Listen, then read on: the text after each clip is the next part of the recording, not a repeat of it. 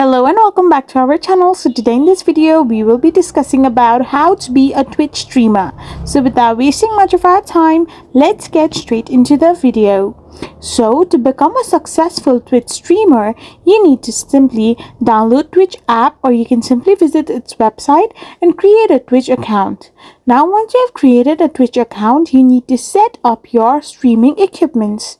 Choose streaming software and stream consistently. So once you are streaming consistently, you need to also keep in mind that you need to interact with your audience.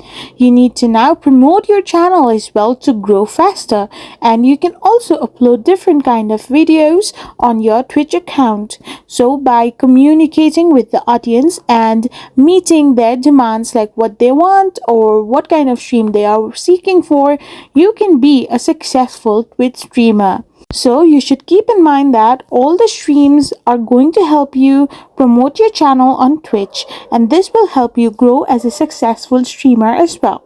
So this is how you can be a Twitch streamer. I hope you found this video helpful. So don't forget to hit that subscribe button and to give us a thumbs up.